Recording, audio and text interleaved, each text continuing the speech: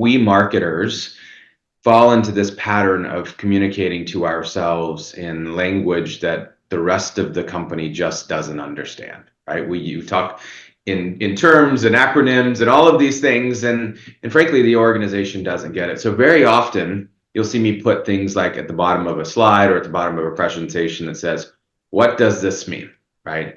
It's like, what this means is you give me $1 and it turns into $12 in pipeline, and that turns into $6 or $7, whatever that is, in closed won, right? Closed bookings. And so that's the language that the organization can speak. And so while those three things that I mentioned, data visibility, automation, experience, are so key, being able to effectively communicate those things within the organization is what builds relationships. It builds trust and confidence, and actually builds a lot of clarity, so that when the CFO comes to me to say, "I got $1 million for you," I can say, "Let me go put that into market, and let me tell you what I'm going to go do with that." So that's why I think the relationship with the CFO, the chief revenue officer, and the CEO are very, very strong, because we're able to provide that visibility in the areas that they care about. You are listening to Power Marketing with Kevin Lee. Kevin and his agency Did It have helped thousands of businesses win through superior marketing, as have his books, articles, speaking engagements, and the E-Marketing Association Power Marketing podcasts. Here's Kevin. Super excited to be chatting with David Alexander today, because he wears a couple of hats as well. The primary hat is the CMO at Everbridge, but he also sometimes wears the educator hat, teaching as an executive professor at Texas A&M. So let's start with Everbridge, because critical event management, it's a B2B. I always love to talk to B2B people, because the sales cycle is much more complex, and it's not like just add to cart, right? So you have to think a lot more about the sales cycle. But you, in your role as an educator, I'm sure you're teaching both B2B and B2C marketing, so we can get into some of the nuances there of how they're different. But first of all, so for critical event management, I'm sure that almost nobody knows what that is. So why don't we start with, what is Everbridge and what is critical event management? Yeah, no, that's a great question. And Kevin, thank you so much for having me here today. I'm excited to join you. It's a question that we do get, is what is critical event management? And I like to explain it as, Everbridge is really here to help organizations, whether that be a government entity or an enterprise or even a mid-sized business, mitigate, respond to, and recover from critical events. And so we know in our world, and it seems like we're seeing these happening almost every day now, we know there's all kinds of critical events that are happening in the space, and that could be either a weather event like a hurricane or a tornado. It could be a geopolitical event as well, or it could be a people event like an active shooter inside of a workplace or a school, that kind of thing. And so our organization provides technology that helps companies, helps organizations, helps government entities keep their people safe and their organization running when those critical events happen. Cool. So I would imagine, given that it's a pretty complex sales cycle, that you've got not just one super simple decision maker that your sales team can chat with and it's all done. So how does that pose some challenges as a marketer of how you deal with a longer sales cycle, more complex decision making, et cetera? Yeah, the product, and I've worked in tech for my entire career for the most part. I worked at Microsoft and SAP Concur and a company called F5, most recently before coming to Everbridge about 18 months ago. And never before, while I've worked with these amazing technology companies in the past, never before have I seen technology, quote, sell itself, right? Because our technology truly is life-saving technology that organizations are seeking. Whether you're a government, you want to go and protect your constituents. If you're a enterprise, you have a duty to focus on that duty of care for your people and make sure that they stay safe. Because not only is there an impact to your organization if something happens to those people, they are entrusted in your care and you have to protect them. And so it is a long sales cycle. It often is. a group purchase decision, but our primary audits is the chief security officer. And I think the complexity happens when you start to look at the differences of the organization, whether that organization has what we call a GSOC, a Global Security Operations Center, or whether they're managing that safety and their organizational resilience outside of a GSOC type of environment. And so that's where the complexity really happens. The solution actually helps to break down complexity, and that's why I think it quote sells itself, because you've got thousands, hundreds of thousands of data points coming in, and we're helping organizations basically distill those down into very, very clear, actionable responses that they can provide to their individuals, and to help run their business and keep their businesses online. So it in some ways, again, it does kind of help reduce that complexity, and that's why I think a lot of people are coming after our products and coming to us. And in some ways, it makes it easy as a marketer. In some ways, it makes it difficult as well, because honing in on those special use cases makes it very unique.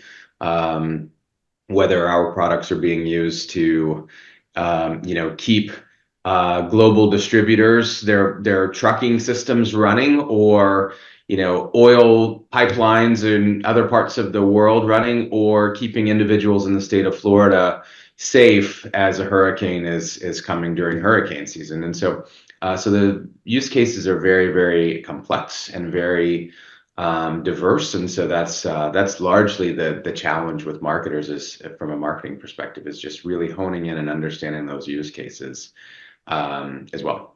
When you look at the overall TAM for your ecosystem, I would imagine that all of these organizations are at different stages of their digital transformation. And so in some cases, they may be sort of halfway to nirvana. You guys may be nirvana, right? Yeah. But so that they may be a quarter of the way, halfway there. Maybe you're replacing an existing system that was homegrown or something like that. And so does that factor into your Marcom strategy? And I would imagine in your kind of area, B2B, that sales and marketing are more tightly intertwined.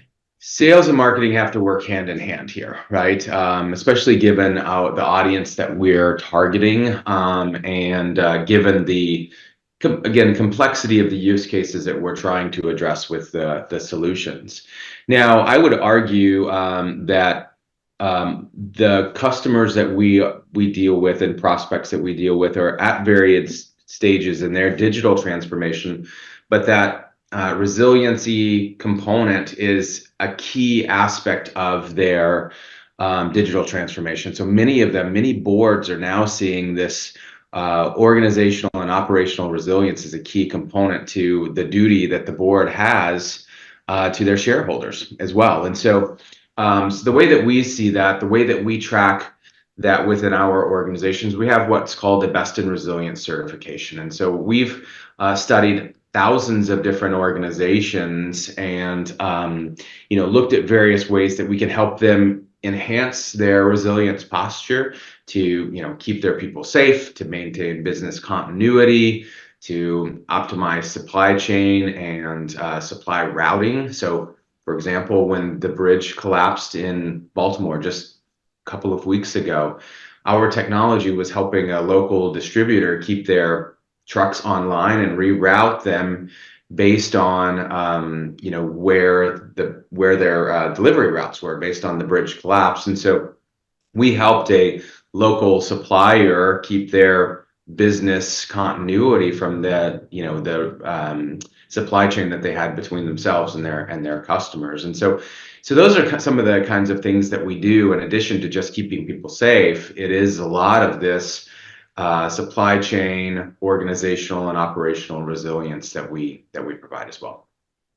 So wearing both your CMO hat and your teacher hat or your professor hat, Yeah. A lot of what we've been hearing from B2B clients, wearing my did it hat, is that they're sort of in this age of marketing austerity, and that they have to do more with less, right? Sure. Which requires you really sort of have a stacked, ranked, how well is everything performing and how influential is it in the final sale?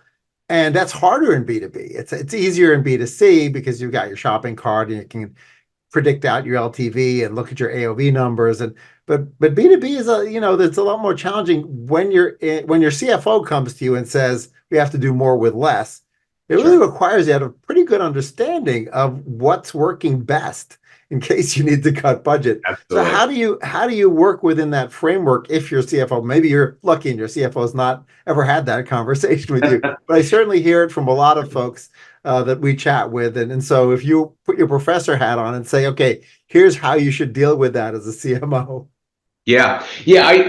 Maybe Kevin, I see it a little bit on the opposite, actually. I think the CFO is my friend because when I can go and show the returns for every dollar that I receive, the CFO is very eager to give me more of those dollars to go put into market. And so from that perspective, I see the CFO as my friend. So I don't mind him or her, often working closely with me, and that's been the case throughout my career. What's also been the case throughout my career is that I have been asked to do less or do more with less. Never let do less. Do more with less.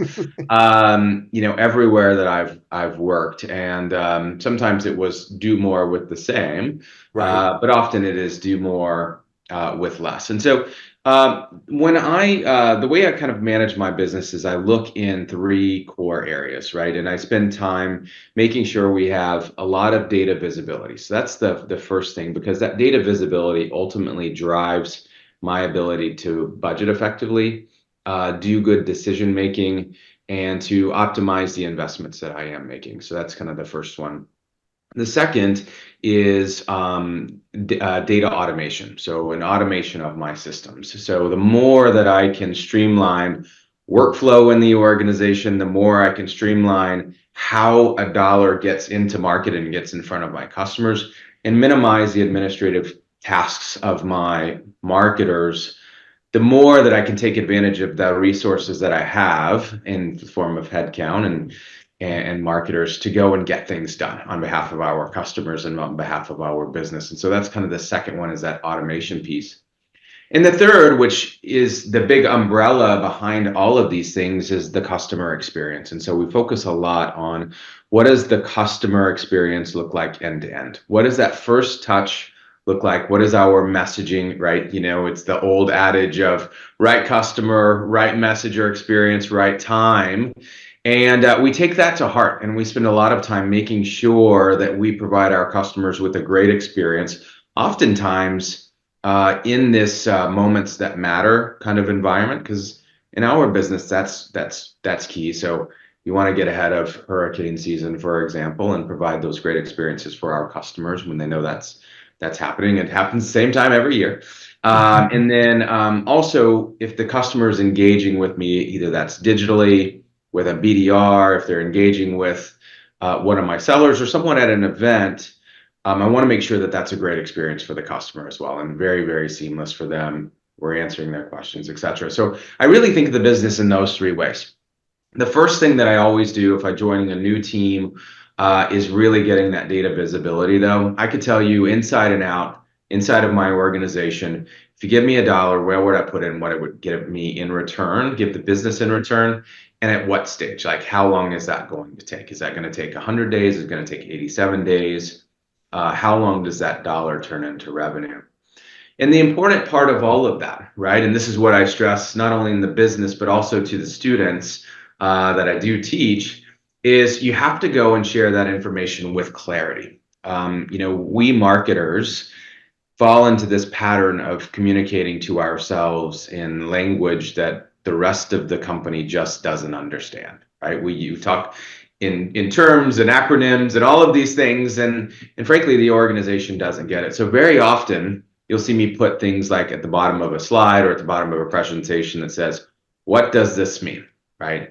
It's like, what this means is you give me a dollar and it turns into $12 in pipeline, and that turns into $6 or $7, whatever that is, in closed one, right? Closed bookings. And so that's the language that the organization can speak. And so while those three things that I mentioned, data visibility, automation, experience, are so key, being able to effectively communicate those things within the organization is what builds relationships. It builds trust and confidence, and actually builds a lot of clarity, so that when the CFO comes to me to say, I got $1 million for you. I can say, let me go put that into market and let me tell you what I'm going to go do with that. So that's why I think the relationship with the CFO, the chief revenue officer, and the CEO are very, very strong because we're able to provide that visibility in the areas that they care about. Right, right. Well, I love your perspective of understanding the marginal impact of all of your channels and even within channels, perhaps even subsegments of that channel. That's right. So that if you're given bigger budget, you know where to put it. And if you have to cut budget, you know where to cut. So that's absolutely key.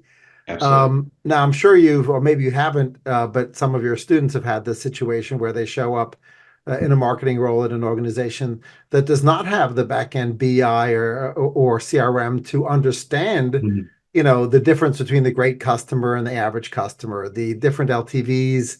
They're trying to calculate CAC to LTV ratios, but they don't have, they're trying to understand, but they That's they, right. they weren't given the data framework yet. So are there Mm. like temporary band-aids you can put in place, perhaps some leading indicators that you can use by scoring leads or otherwise sort of starting to optimize while you build the long-term, data warehouse? For sure. And I think the way to think about this is a couple things. Number one, I've never walked into a job and I was just handed the data in the way that I wanted it to be, right? It just has never happened. Maybe one day, some point in the future, it will happen. I feel Right, like I'm always building toward that, no matter which role I've ever been in, as a right. junior marketer or even in current role. So that's kind of first. So you never given. The second thing is you take what you have, right? And when I say you take what you have, what is that one source of truth that we can all agree to, right? And so you seek the places where marketing and sales and finance all see one version of the truth, right? And sometimes that's going to be very, very minimal amounts of data, but hopefully you have some kind of a thread. If you don't, then that's where you go and you invest, obviously. Um, but then you start to take the data that you have and make the most informed possible decisions you can based on the data you have. And I think sometimes marketers try to get too scientific. Mm.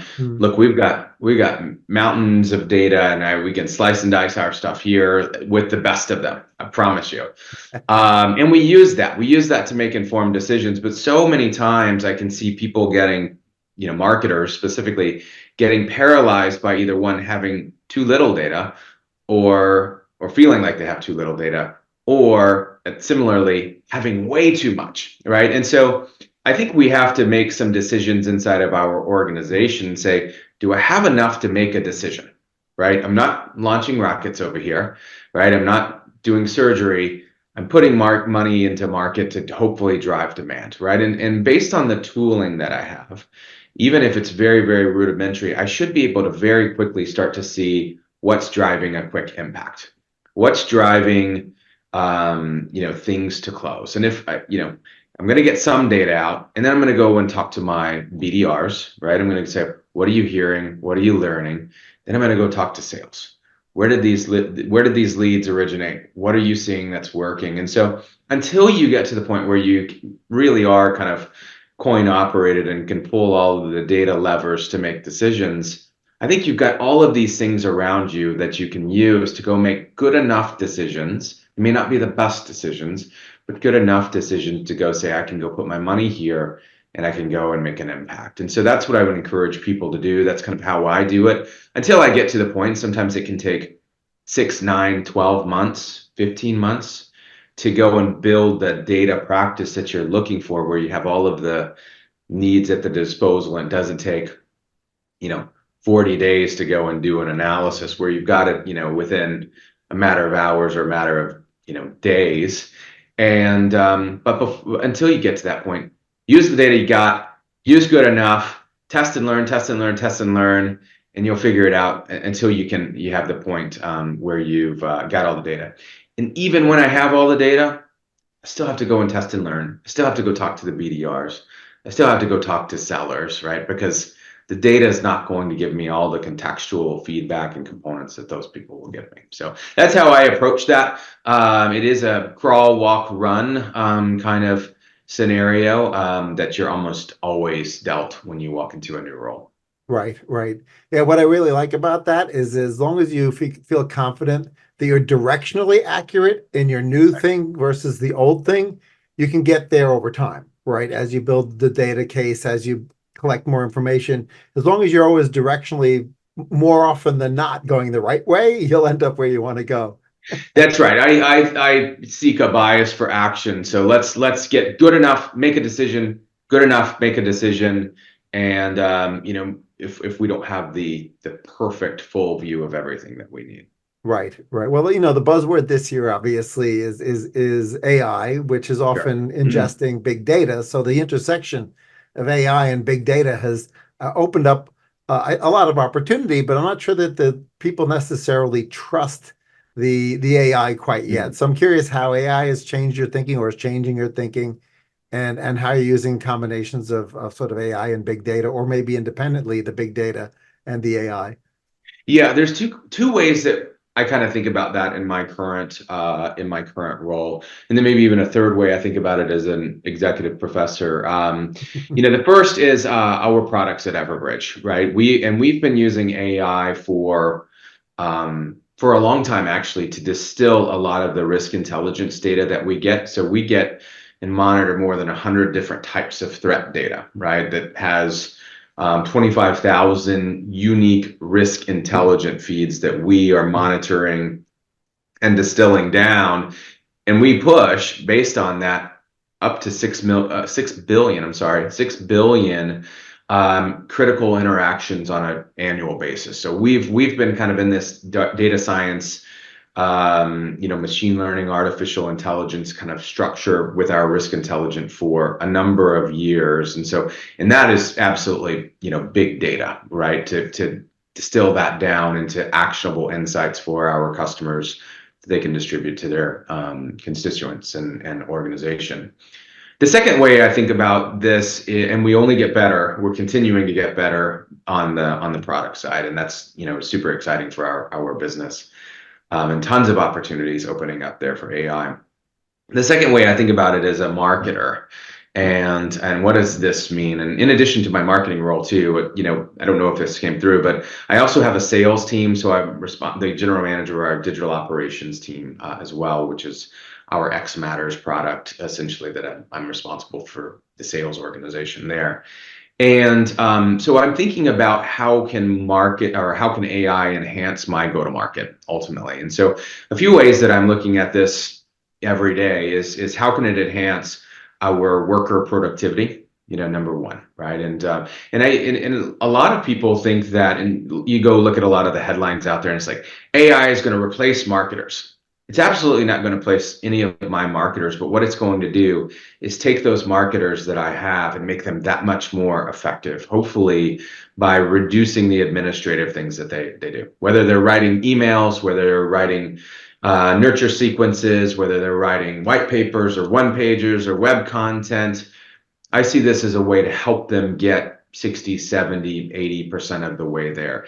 It can also help with our brand team and also with our creative organization to create new ways of engaging with our customers visually, with language that we may not have been able to do in the past. And so I think it's opening up this creative side that we've not had in the past, because it's getting you 70 or 80% of the way there. And then you get to be really creative, the humans do, and we get to use their brains on those things. And then also it's helping us to get smarter with our decision making, right? And so we can put a lot of the analytics and have AI process the analytics on our behalf and see trending that maybe we're not seeing as well in the data, which is really, really important. And then the last piece of that is we see that as helping us to identify and find better customers, and do better identification of propensity modeling and interest within our customer set and with our prospects. And so those are some of the key ways that we're using it today. We are on a bit of I think we're kind of getting through a crawl. We're kind of in a walk run pattern on use of AI as marketers and that go to market. And then the third way is the professor. How do I see this? Well, a lot of discussion in university has been about, oh my gosh, this is taking away the students' requirements to think and to write and all of these things, right? And so a lot of you'll find that universities have been very, very nervous about it. I actually see it a little bit differently, and probably because I'm in the industry, and I encourage the students to use it up to a point, right? And because I still want their unique thoughts, but when they go out into the business world, they're going to need to know how to use AI, especially if they're 2 or 3 years away from being in their careers. They're going to need to know how to use this effectively, right? So hopefully they're learning how to use better prompts. So hopefully they're learning how to use AI to write better LinkedIn profiles for themselves so that they get, better visibility from future employers. And so I'm encouraging them to think about new and exciting ways to use AI. And I think it's going to make them better when they graduate and go out into the business world in the future. So I'm less fearful maybe than some, and more encouraged by what I see happening, with the younger generation in the university setting. Great, great. That's it's exciting one way or the other for sure. Now Sure. COVID sort of changed the way Mhm. marketers have been marketing, and I think in B2B perhaps more Yeah. so even than B2C, pre and post COVID. So I'd love to hear how you're approaching your, marketing as far as strategically, and how you're reaching out to prospects and customers differently now versus pre-COVID. Yeah, I mean, the market, marketing changes so quickly. I barely even think about it as post-COVID anymore, right? And it's just because our industry changes so much over six months, right? Like the post-COVID was like 2 or 3 cycles ago in some Right? way, right? And so now it's kind of like our new norm that on how we drive engagement. And so I think what have we learned? And so how has the job changed over the last 4 or 5 years? Maybe is a way I can answer is number one is far less reliance on in-person events, right? And I think what we've found is smaller, more intimate settings work very, very well, especially and you can do those digitally, you can do those in person. Digitally, actually, people really appreciate because it's not time away from the office, it's not time away from family, etc. It's Yeah. less burden to go and join a roundtable for 2 hours on a Thursday afternoon with a group of your peers across the industry than it may be to go and get on a plane and fly somewhere, especially with all the travel problems now we see in the world. That is kind of real. And then we're finding that works. Digital reliance on digital is really, really important, right? Digital experiences, clarity of message when I'm not communicating it to my customer with my own mouth and my own face, right? So the written clarity is absolutely key. And giving them self-help tools, right? So tools like ROI calculators that they can do themselves, very, very easy for them to do themselves. Providing self-run demos. These are all very, very important things that customers want. And we used to say customers were what 70% of the way through their journey before they talk to anyone, right? And I bet you it's probably close. I haven't seen the latest, but I bet you it's closer to 80 or 90% of the way through now, Right. just because we're providing them with so much information that they almost have made a decision, or they've definitely identified the consideration set by the time you're talking to that customer, right, in almost every instance. And so that's more of what I see is customers are more educated because we've been giving them all this information. um, and I just think it's changed the engagement just a little bit. But again, I don't know that I see it post COVID anymore, in that kind of language. But certainly the marketing role has changed substantially. I'd add one more piece to that, just because of how far along the customer is in their journey. The it used to be okay, like let's call it 10 years ago. It used to be okay for sales to sit over in their chairs and say, those marketing guys are terrible. They're doing nothing for me. And it used to be okay for the marketers to sit over, I don't know what sellers are doing. Those guys can't close anything. And that's just not okay anymore, right? And in today's world, there has to be, and you mentioned it earlier, it's like there has to be that handshake, that agreement, because in the customer's eyes, it has to be as seamless as possible. And you've got to have one message, one voice on behalf of the customer and on behalf of the company to the customer to make sure that you're taking all those hops out of the system. Because as soon as a customer starts running into, or prospect starts running into challenges with, getting to close or in the buying cycle, they're opting out. They're opting out very, very quickly. So, so that handshake between sales and marketing is probably even more important than it used to be. Yeah, it's interesting because at a lot of companies, CMO would not necessarily manage or have that level of interaction with the sales team, but there would be maybe a CRO, which Yeah. who would either be a peer or whatever. So one interesting takeaway from your description of that consistent flow for the buyer is that the marketing team needs to really think about it full funnel, right? And that often ends up that the sales team is the tiebreaker, right? If you have a competitor in the market or a substitute in the market, if they show up really, really educated and they may even have a preconceived notion about how they're going by the time they talk to a human, Yeah. that human better be really good at breaking the tie, right, between yourself and whatever the status quo is or the alternative. Yeah, I think that's right. Yeah, and we do have a chief revenue officer as well, and I manage this sales team on his behalf in partnership with him. And it's kind of a natural extension of my role as well. I would argue that I probably spend, if I just cut my time, I probably spend more time thinking about the win rate and the opportunity to close than I do thinking about filling the top of the funnel. Interesting. And so I've got my team fully focused on down funnel metrics because it really isn't about filling the top anymore. It's am I getting high quality leads in the top, and how quickly are those converting into a opportunity, and then how quickly are those, and at what rate are those converting into closed revenue? And so it really is, this concept of revenue marketing that's been around for 10 or 15 years. And Dr. Debbie Gagish, wrote the book Rise the Revenue Marketer. I read that probably 15 years ago. And even where we are today is so much farther along even than that early stage concept of revenue marketing. And now, we really are spending a lot of time. I had half of my meetings today were talking about win rate, for example, right? How do we get opportunities to close? And so, so a lot of that dynamic has changed. It's no longer just stuff in the top. Yeah, I think when you look at it from that perspective, depending on the industry you're in, and again, you can wear either your hat, your CMO hat or your professor hat.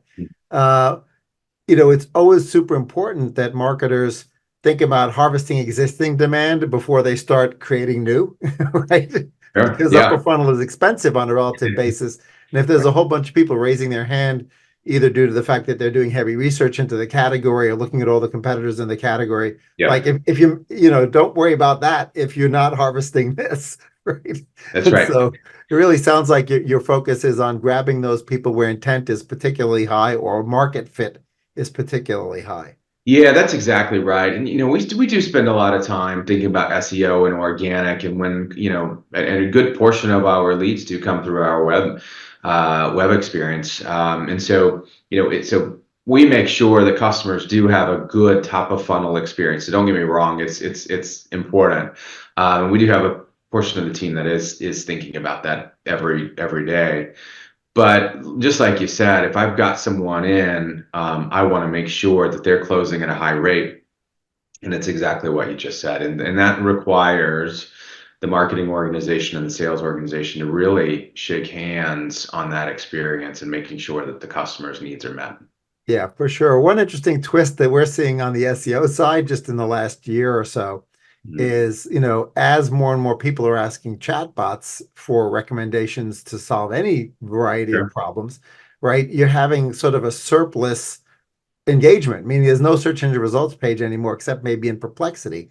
But as Hmm. far as Gemini goes and as far as ChatGPT goes, if they're going to make if that LLM is going to make a single recommendation, people are asking me, well, how do I do SEO that also future proofs against a single answer, and how do I increase the odds that I'm the single answer that Yeah, shows up 100%. there?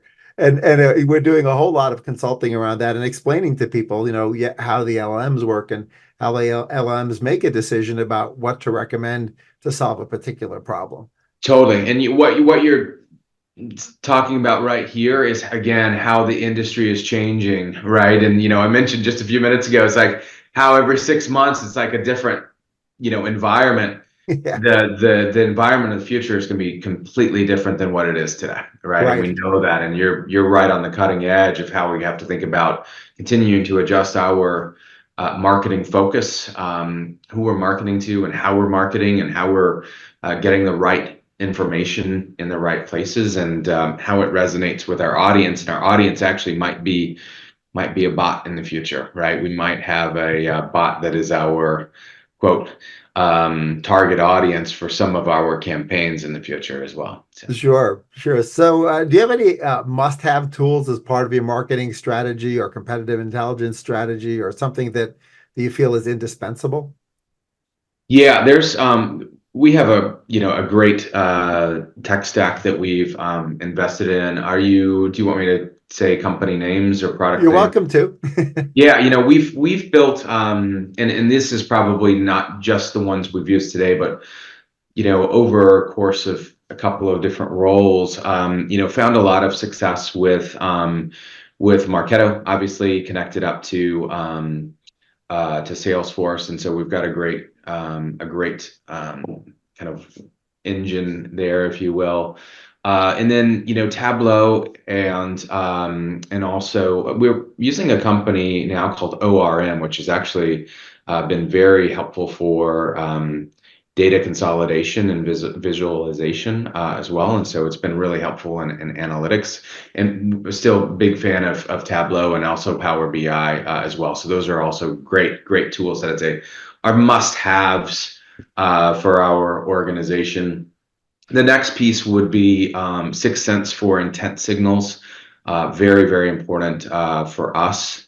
And then we use a product called Integrate as well that's been very helpful with some of our ad buys and simplifying and streamlining our investments. And so that's been a great product that I've used for. This is the third company that I've used that one.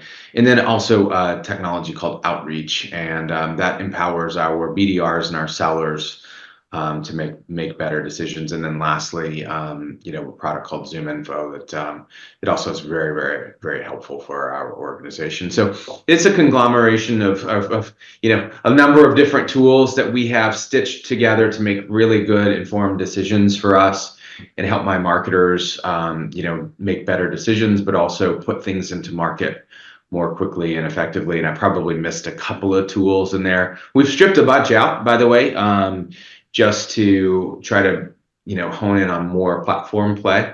So we have removed a few best of breed kind of solutions in there, but those are the majority of the solutions that we use on a regular basis, and that I'd say my team is actively engaged with on a regular basis.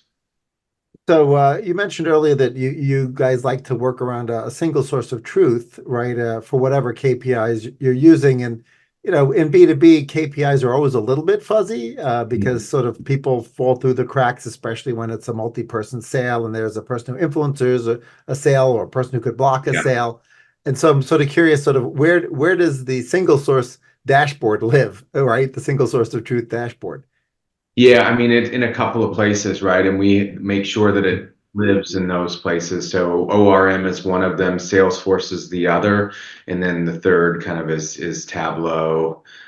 These are kind of the places. But again, if that data doesn't tie, we're going back and we're checking it to make sure that it's all tying out. And so we do have one source of data, and it gets scrutinized and checked and balanced over and over and over again. And so, it's not just my team, but the sales team and sales ops teams, as well as finance, are constantly working together. So I think that's a piece of the magic there, is that marketing ops, sales ops, and finance actually have a very, very strong, and IT have a very strong relationship. And so we've been able to all get clear that we need one source of truth of the data. So now when my CEO gets a report, or the CRO gets a report, or the CFO gets a report, or the CMO, myself, gets a report, it all ties together. So we've got, again, one version of the truth, no matter which system I might be looking at and in. So that's been really important.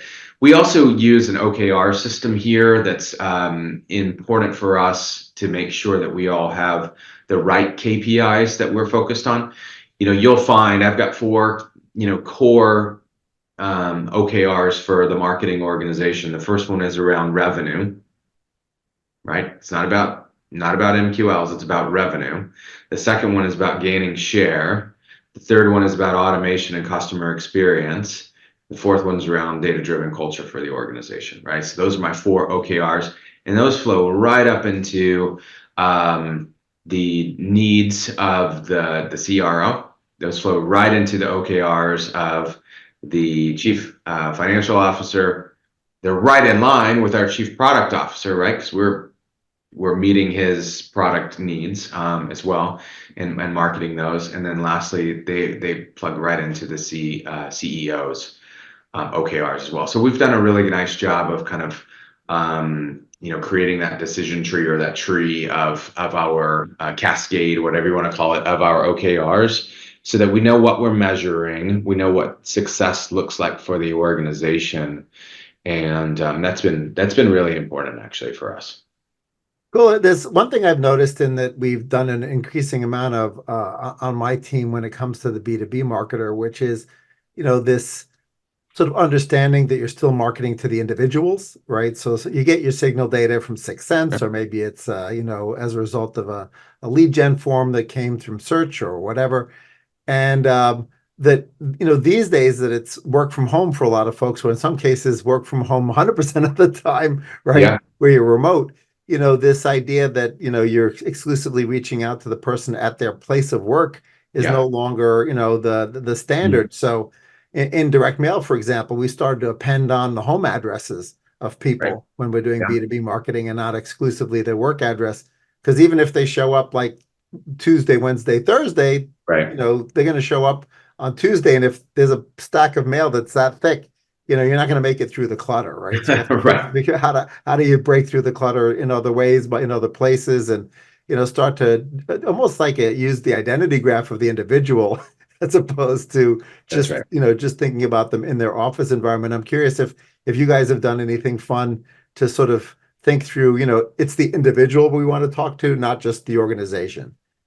Yeah, for sure. And some of the tactics that have been really helpful for us are well, obviously digital, because digital helps us find the individual. And our primary audience is a CISO, but we also, with the digital operations products we have a very strong DevOps community that love and use our product on a regular basis, our X Matters products. And so we have this varied audience that we go after depending on which product that we're using. And again, about a large portion of our customer base is enterprise, and then we've got a smaller portion which is going to be more your state and local government and education. And so that does make it very hard to go out to the enterprise, because then your conversations are going to be massively different. Now, when they don't have to be massively different is when I'm going out to the CISO. So by and large, CISOs care about the same thing. Mid-sized enterprise CISO cares about the same things, although his structure or his or her structure might be slightly different than a large enterprise CISO. But at the same time, we're addressing the needs that they have. Same in state and local and federal government. And then when you go into kind of this digital operations world, the buying group changes just a little bit, right? And so it's actually helping us to be more structured in how we go after the individual. And so what we'll do is be where that individual is, right? First and foremost. So we know what the, whether it's events or whether it's digital online marketplaces or digital places, or our partners, we're able to go and hone in and find those individuals, and then we bring them in, right? And so we'll bring them into a one to few, or in sometimes some instances one to many environment, where we're able to go and talk to them about the value of our solution, talk to them about their challenges and how our solutions might meet them. And then also listen to them, because that's the best place where we learn more about what our audience needs and how they're changing. Because, gosh, in this world, like of critical event management, because the world is changing, it's like the world's on fire every day, it seems like.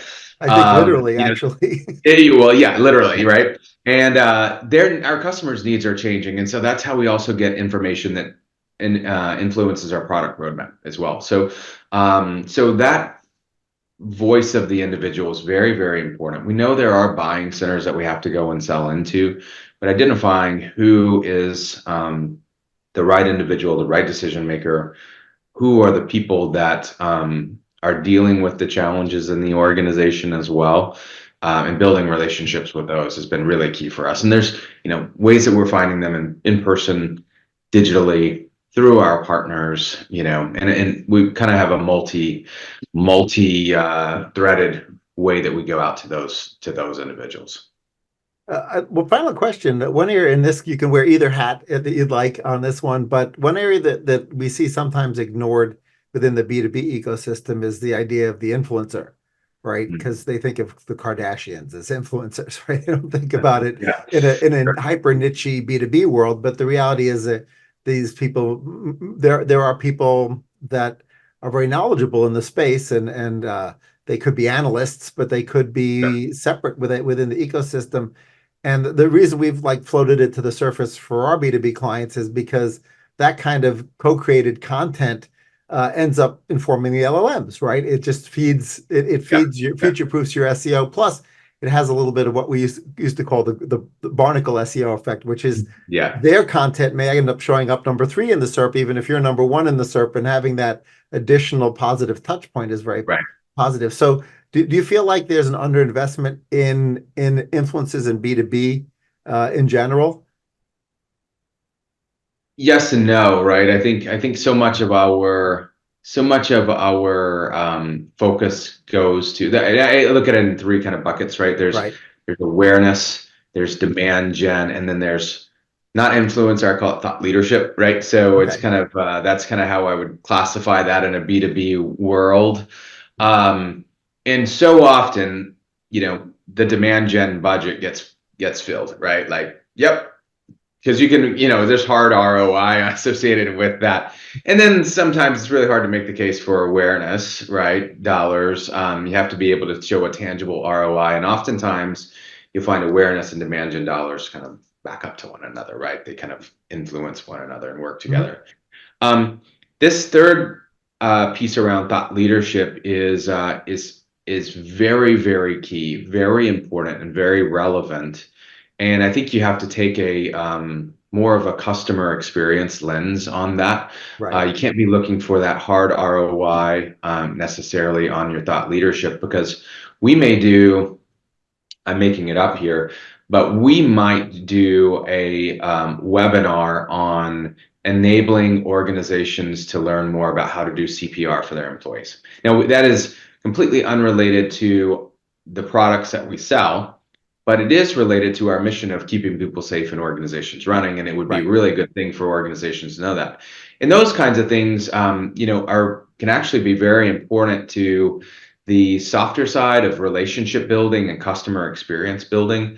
And so we do focus, and we're focusing more on these thought leadership components, because we find that our customers see a lot of value here. And they also say, thank you. You're actually adding value to me. You're not selling anything to me. And it's been very effective in driving better engagement and kind of galvanizing those relationships. And, I mentioned earlier about our Best in Resilience certification that we have. And so, we've got over 100 organizations that are certified best in resilience. And so as we move them on their resilience journey, a lot of this thought leadership content and information that we can provide to them helps with their resilience posture beyond, again, just what our technology provides. While we feel the majority of the steps in getting to best in resilience, we don't fill them all. And so some of that thought leadership components lets us bring in partners, lets us bring in professionals in the industry that helps to fill that full resilience posture so that they can meet their best in resilience certification. And so, again, we see it as galvanizing of relationships and helping our customers. And so it's really, really key. And we've been focusing a lot more there. But I think you've got to go in with the right intent there, that it's not going to be to drive your hard ROI metric, right? But it's going to be there to strengthen and embolden and build those customer relationships over time. A quick follow-up, when you're doing building thought leadership as a brand, typically what people do is they only have the sort of founder/product leader do it, and that's the only person that ever makes it out there as a subject matter expert, building themselves up as a thought leader. Do you recommend that they go deeper and include other folks in the ecosystem to do that? 100%. And we've got people throughout the organization who are doing this, right? We've got, people that are, even at individual contributor levels in the company that are providing thought leadership because they may have 20 years of public safety experience, and now they're an Everbridge product manager. I'm making it up, right? But we do have a lot of those people with those, state and local government, public safety, chief security officer types of backgrounds in our organization. And so they're the perfect people to go provide thought leadership. And it's not just our, chief product officer, our CISO, and our CEO, even though those guys are all great. We rely on a number of voices inside of the company to go and provide that information because they've been there and they understand the needs of what our customers are. And that's the real key, right? It's like you want to market, you want to speak to, you want to communicate in the voice of your audience, right? And it's not always going to be a CEO or a chief security officer. It's going to be multiple places inside of the organization because the needs and what they care about can be dramatically different sometimes. So we use people throughout the organization for thought leadership. Yeah, that's great advice. Thanks so much for joining me, David. Lots of stuff for people to add to their to-do list or change their strategy based on what you've shared. So I appreciate you sharing it. Awesome. Thanks so much, Kevin. I really enjoyed speaking with you today, and I really appreciate you having me. Thank you. Kevin Lee's Power Marketing is available on all your favorite podcast networks. Kevin loves helping businesses excel at marketing. Having marketing challenges? Just like Santa in the Miracle on 34th Street, if Kevin can't help you, he'll know someone who can. Find him on LinkedIn, subscribe, or follow.